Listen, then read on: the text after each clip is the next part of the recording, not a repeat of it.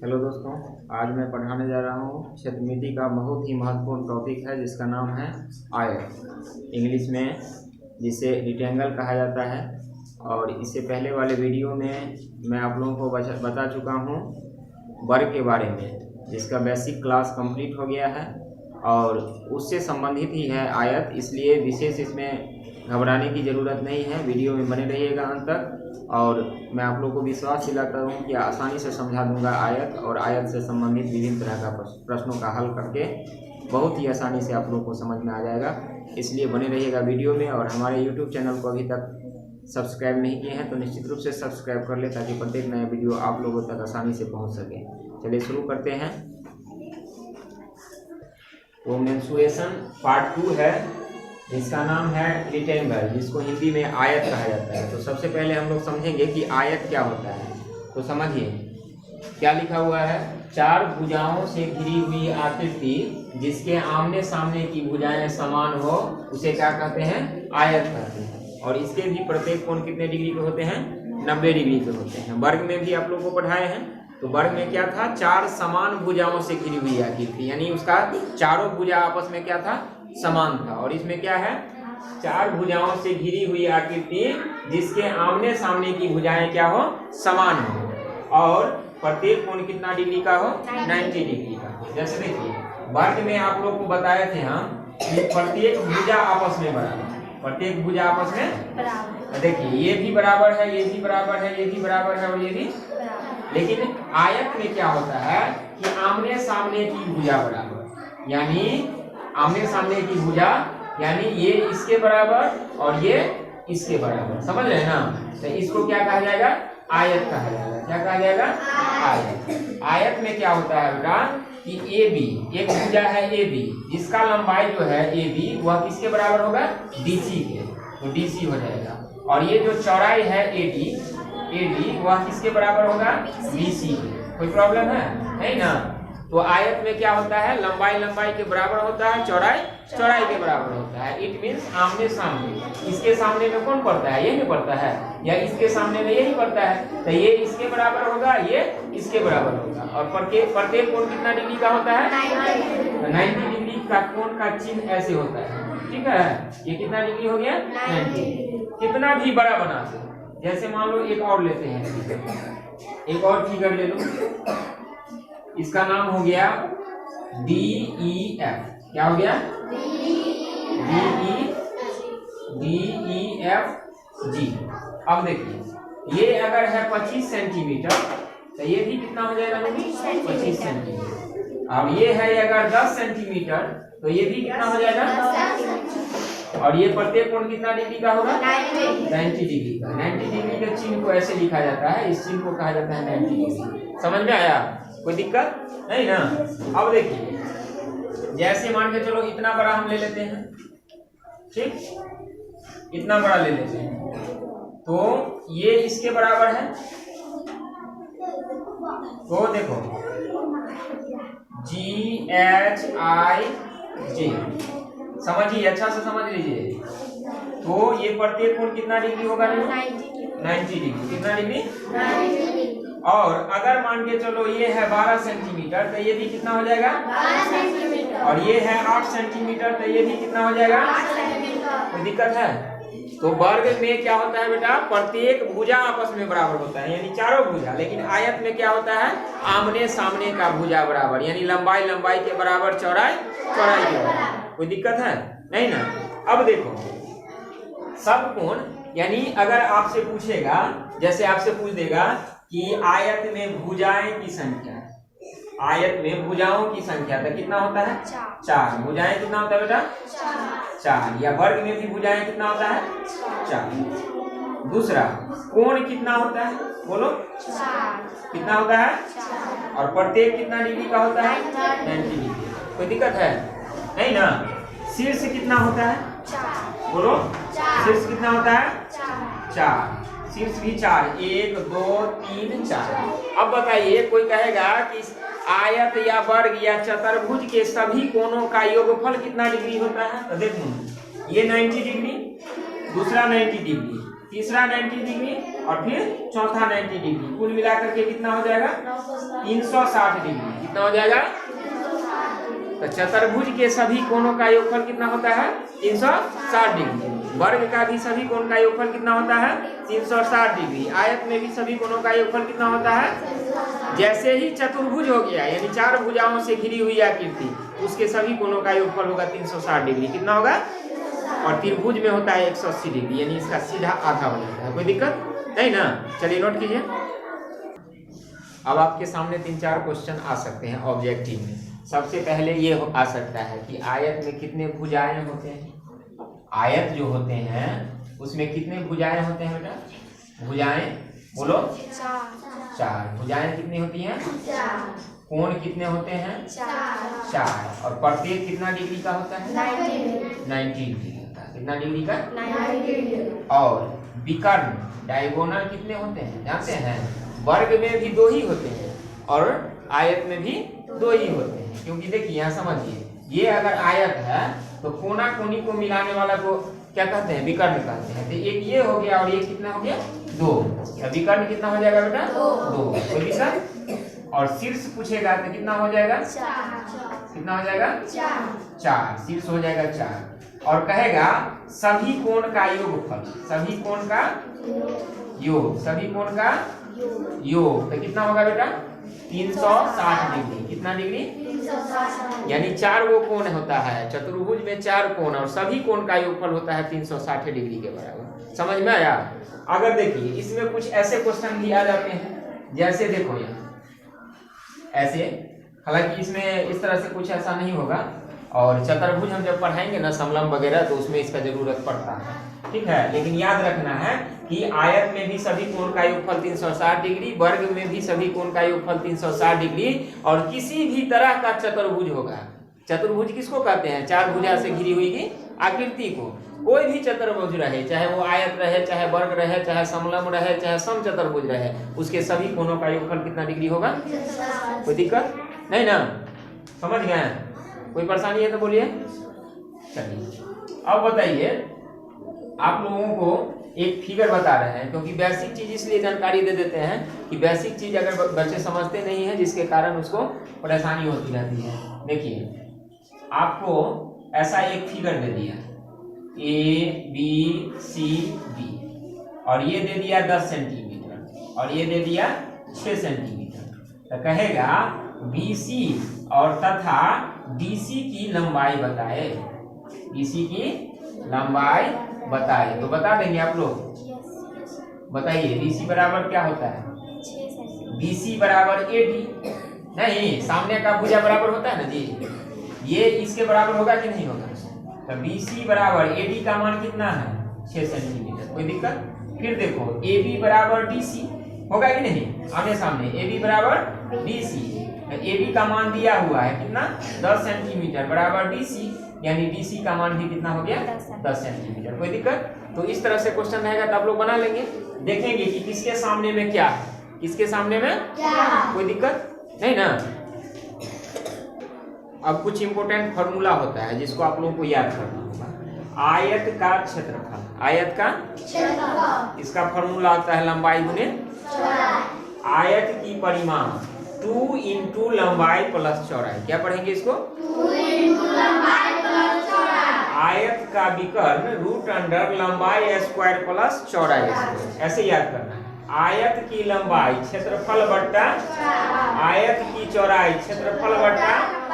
और जैसे वर्ग में पढ़ाया था आप लोगों को कि वर्ग की प्रत्येक भुजा n गुना कर दिया जाए तो क्षेत्रफल और परिमाप कितना गुना हो जाता है, उसी प्रकार से आयत की प्रत्येक भुजा, तो आयत में तो 2 ही भुजा होता है, लंबाई और चौड़ाई।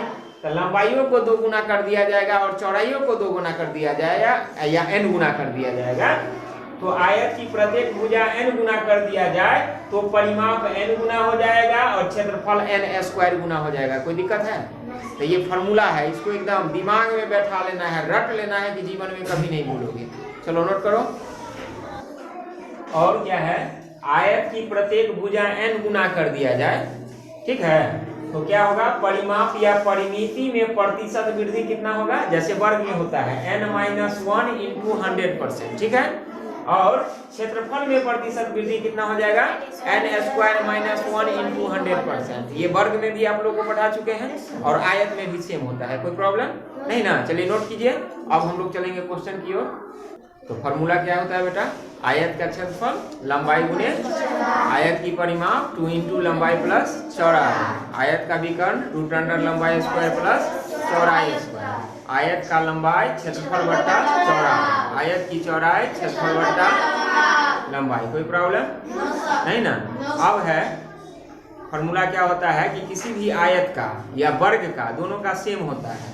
अगर प्रत्येक भुजा n गुना कर दिया जाए तो आयत में तो दो तरह का भुजा होता है, एक लंबाई होता है और चौड़ाई होता है। लंबाई को भी 2 गुना कर दिया जाएगा और चौड़ाई को भी 2 गुना कर दिया जाएगा।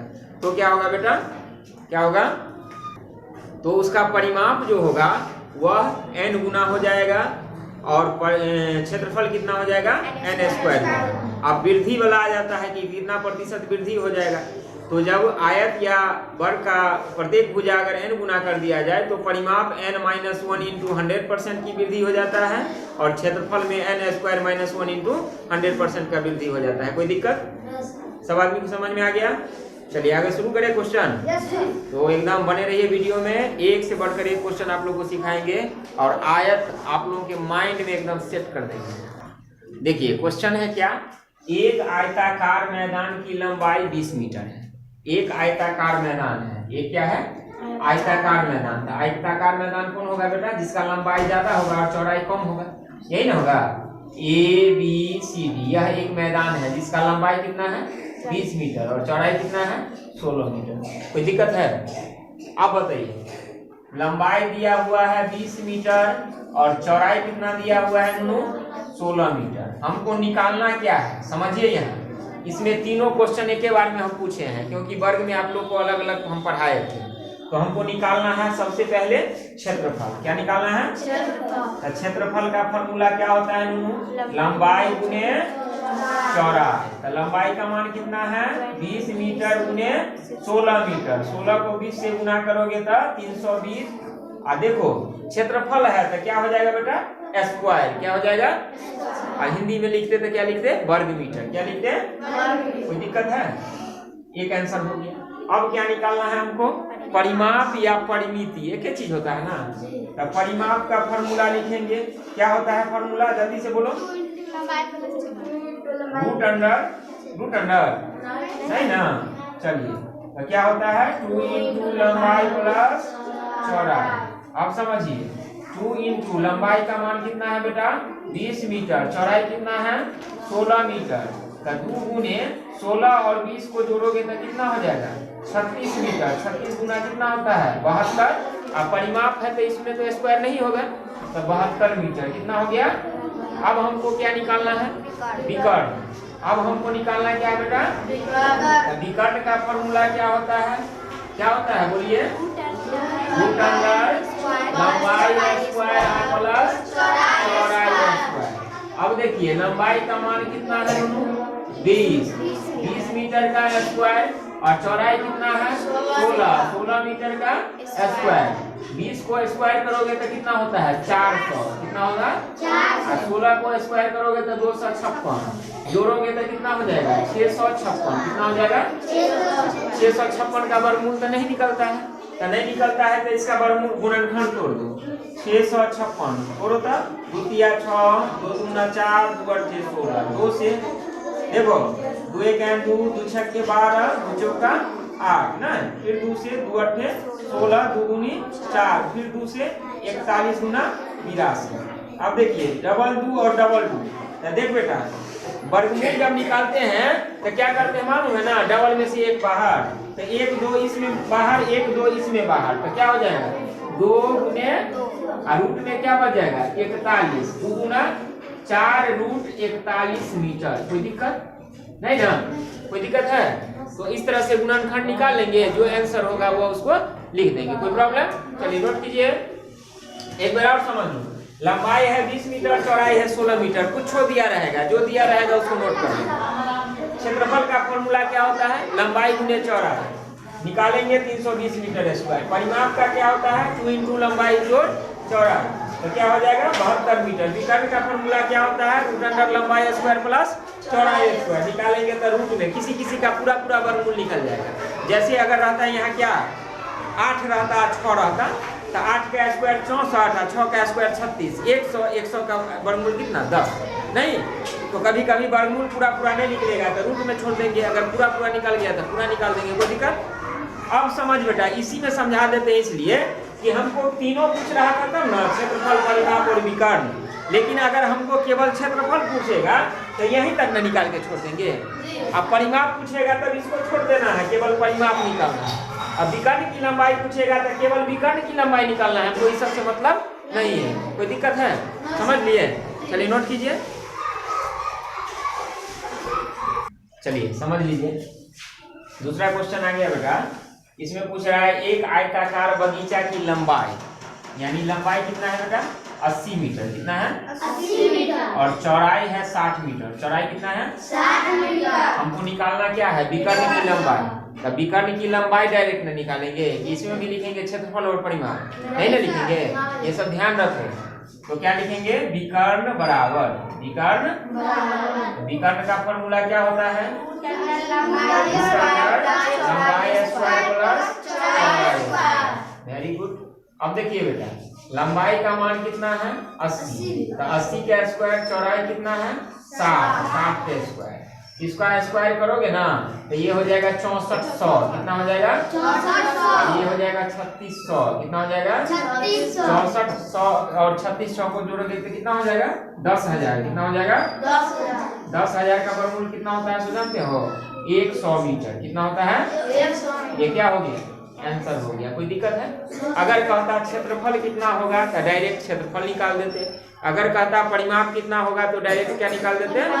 कोई दिक्कत है? कोई दिक्कत नहीं ना। चलिए नोट कीजिए।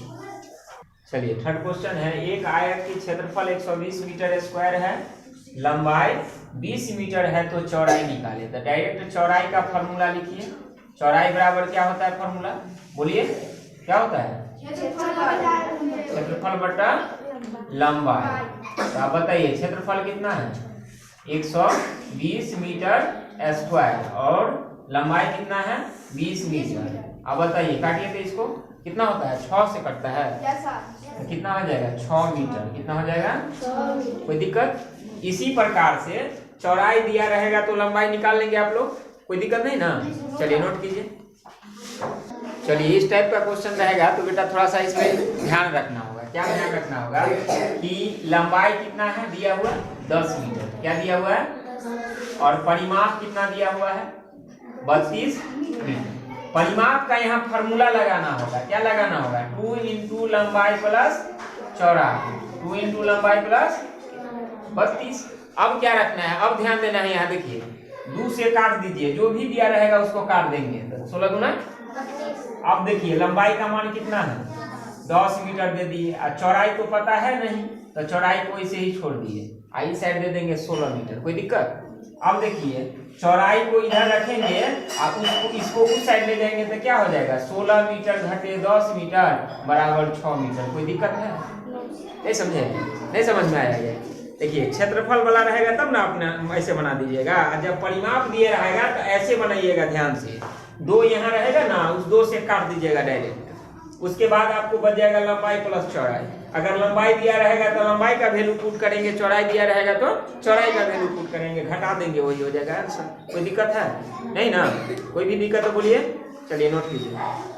चलिए बेटा एक चीज और समझ लीजिए, इसमें भी शॉर्टकट आप फॉर्मूला अपना सकते हैं। जब परिमाप आयत का दिया रहेगा तो लंबाई बराबर होगा परिमाप बट्टा 2 माइनस चौड़ाई, और चौड़ाई बराबर होगा परिमाप बट्टा 2 माइनस लंबाई। कोई दिक्कत है? और वैसे भी बनाएंगे तो कोई दिक्कत नहीं। हमको निकालना है क्या बेटा लंबाई। क्या निकालना है? तो लंबाई वाला फॉर्मूला लगाइए। क्या होता है बोलिए परिमाप बट्टा क्या होता है माइनस क्या होता है चौड़ाई। परिमाप का मान कितना है 180 बट्टा 2 माइनस चौड़ाई कितना है 12 नहीं है। अब देखो इसका बट्टा पर का भी घटाव कर सकते हो, नहीं तो काटने वाला रहेगा तो यही काट दो। 90 दूना 180 तो 90 माइनस 12, 90 माइनस 12, 90 माइनस 12 तो ये हो जाएगा 90 में से 12 घटाओ तो क्या हो जाएगा, घटाइए तो कितना, 78 मीटर। कोई दिक्कत है? समझ गए? तो ऐसे भी डायरेक्ट फॉर्मूला आप लगा सकते हैं, नहीं तो जैसे पहले बताए थे वैसे समझ लीजिए। परिमाप कितना दिया हुआ है बेटा, 180। कितना दिया हुआ है, 180। परिमाप का फॉर्मूला 2 इंटू लंबाई प्लस चौड़ाई बराबर कितना, 100। अब 2 से काट दो तो कितना होगा, 90। अब देखो लंबाई प्लस चौड़ाई बराबर कितना हो गया, 90। लंबाई को हमको निकालना ही है, चौड़ाई का मान दिया हुआ है 12 बराबर 90। तो लंबाई बराबर क्या हो जाएगा, 90 माइनस 12। तो लंबाई कितना हो जाएगा नूनू, 78 मीटर। कोई दिक्कत? तो ऐसे भी निकाल सकते हैं और कम टाइम लगेगा ऐसे निकालोगे। कोई दिक्कत है? समझ लिए? कोई भी परेशानी है तो बोलिए। चलिए नोट कीजिए। अब देखिए 6 नंबर में क्वेश्चन थोड़ा चेंज है। एक आयताकार मैदान जिसकी लंबाई 20 मीटर है। बेटा एक आयताकार लंबाई मैदान है जिसकी लंबाई कितना है नूनू, 20 मीटर। कितना है, और चौड़ाई कितना है, 16 मीटर। कोई दिक्कत? यानी लंबाई 20 मीटर है और चौड़ाई कितना है। फिर क्या कह रहा है तो देखिए, फिर इसमें क्या कह रहा है,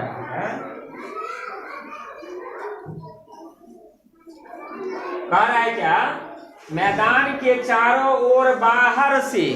देखो यहाँ 2 तरह का क्वेश्चन पूछता है, एक बाहर से पूछ देगा और एक पूछ देगा अंदर से। और रास्ता कह रहा है, कहीं कहीं पगडंडी कह देगा। क्या कह देगा, रास्ता भी वही होता है, पगडंडी भी वही होता है। रास्ता और पगडंडी क्या होता है, एक ही होता है। क्या कह रहा है, बाहर से, तो बाहर से बनाएंगे ऐसा फिगर। अगर कहेगा अंदर से तो कहाँ बनाते, अंदर से। कोई दिक्कत? देखो जब बेसिक चीज क्लास होता रहता है उसमें अच्छा से समझिए तो क्वेश्चन एक ही बार में समझ में आ जाएगा। जब कहेगा बाहर से तो देखिए ये भीतर में लंबाई लिख दिए हैं और भीतरे में चौड़ाई लिख दिए हैं। और जब कहता है कि अंदर से रास्ता या पगडंडी है तो लंबाई बाहर में लिखते हैं, चौड़ाई बाहर में, ताकि फिगर बनाने में आसानी होता है। ठीक है? अब देखिए अब क्या है सो समझिए। 1 मीटर चौड़ा है, ये जो चौड़ाई है वो कितना है, ये क्या कितना है, ये कितना है, और ये भी कितना है। अब बताइए तो लंबाई को 1 मीटर बढ़ जाएगा, बाहर वाला जो लंबाई लिखेंगे तो इधर भी 1 मीटर बढ़ जाएगा और इधर भी। तो देखिए लंबाई है 20 मीटर और चौड़ाई कितना है बेटा, 16 मीटर। तो ये आपका 2 आयत हो गया ना, इसमें एक छोटा आयत हो गया और एक बड़ा आयत। तो छोटा आयत के लिखे, छोटा आयत का लिखेंगे भीतरी लंबाई। क्या लिखेंगे, भीतरी लंबाई, भीतरी और भीतरी चौड़ाई, भीतरी। और बाहर वाला आयत के लिए, बड़का आयत के लिए लंबाई कितना हो जाएगा बेटा, 22 मीटर। कितना हो जाएगा, 1 मीटर इधर ये चौड़ाई और 1 मीटर इधर ये बढ़ गया, तब ये 22 मीटर हो गया। और चौड़ाई भी 2 मीटर बढ़ जाएगा तो कितना हो जाएगा, 18 मीटर। अगर 1 मीटर रास्ता है तब इतना बढ़ा 2 मीटर। अगर 2 मीटर रास्ता रहता तो चौड़ाई लंबाई कितना हो जाता है, 24 मीटर, और चौड़ाई कितना हो जाता है, 20 मीटर। ठीक है? जब 5 मीटर रास्ता रहेगा तो यानी 2 गुना कर दो खाली, तो 20 और 10 30 मीटर हो जाता है। 5 गुना 10, 5 मीटर इधर 5 मीटर इधर, चौड़ाई में 5 मीटर ऊंचा 5 मीटर नीचे। कोई दिक्कत? बाहर वाला का लिखेंगे बाहरी लंबाई। क्या लिखेंगे, बाहरी लंबाई। तो कितना होगा बेटा, 22 मीटर। कोई पूछ देगा कि रे यहाँ 20 था यहाँ 22 कैसे हो गया, तो क्या बोलेगा उसको कि 1 मीटर इधर बढ़ गया और 1 मीटर लंबाई बढ़ गया, और चौड़ाइयों में 1 मीटर इधर बढ़ गया और 1 मीटर रास्ता है तो रास्ता का माप लोगे ना, तो ये इसीलिए चौड़ाई कितना हो जाएगा बेटा, 18 मीटर। कोई दिक्कत? अब देखो रास्ता का क्षेत्रफल, रास्ता का हमको केवल रास्ता का क्षेत्रफल पूछ रहा है, आयत का नहीं पूछ रहा है, यानी ये वाला चारों तरफ का क्षेत्रफल पूछ रहा है। तो ये बताइए बड़का आयत में से छोटका आयत का क्षेत्रफल घटा देंगे तो वही ना बच जाएगा, नहीं बच जाएगा। इसमें क्या वो आयत है, एक छोटा है नहीं है, एक छोटा और एक क्या है, बड़ा। तो बड़का आयत में से छोटका आयत को हटा देंगे तो यही ना बीच वाला बच जाएगा। तो रास्ता का क्षेत्रफल बराबर क्या होगा तो जानते हैं, बाहरी क्षेत्रफल घटे भीतरी क्षेत्रफल, बाहरी क्षेत्रफल घटे भीतरी क्षेत्रफल। समझिए अच्छा से, तो बाहरी क्षेत्रफल मतलब आयत के क्षेत्रफल, तो लंबाई गुने तो बाहरी लंबाई गुने चौड़ाई, तो 22 गुने 18, 22 गुने भीतरी क्षेत्रफल मतलब छोटका आयत का क्षेत्रफल, तो भीतरी लंबाई चौड़ाई, तो 20 गुने 16, 22 को 18 से गुना कीजिए, 18 दूना 36, 18 दूना 36 3 39, और 20 से 1 2 16 थे, तो 320 घटा दो, 6 में से 0 तो 6, 9 में से 2 तो 7, यानी 76 वर्ग मीटर, 76, या अंग्रेजी में लिखोगे तो क्या लिखोगे, मीटर स्क्वायर। कोई दिक्कत है नहीं ना, समझ में आ गया? क्या होगा जब बाहर से रास्ता रहेगा तो क्या लिखोगे, बाहरी क्षेत्रफल घटे, अब भीतर से भी रास्ता रहेगा तो फॉर्मूला यही होगा, बाहरी क्षेत्रफल घटे भीतरी क्षेत्रफल। लेकिन भीतर से रास्ता रहेगा तब क्या होता जानते हैं, 2 मीटर घटा देते हैं, लंबाई भी 2 मीटर घट जाता है और चौड़ाई भी 2 मीटर क्या होता, और बाहर से रहेगा रास्ता तो 2 मीटर लंबाई भी बढ़ जाएगा और 2 मीटर चौड़ाई भी बढ़ जाएगा। कोई दिक्कत है? चलिए नोट कीजिए। तो इस तरह से मैं इस वीडियो में आप लोगों को आयत से संबंधित बेसिक जानकारी आप लोगों को दे दिया, और फिर मिलते हैं दूसरे वीडियो में। इस वीडियो को जरूर देखिएगा और अच्छा लगेगा तो कमेंट जरूर कीजिएगा, ताकि प्रत्येक तरह का वीडियो आप लोगों के लिए उपलब्ध करा सकूं। फिर मिलते हैं दूसरे वीडियो में, तब तक के लिए धन्यवाद।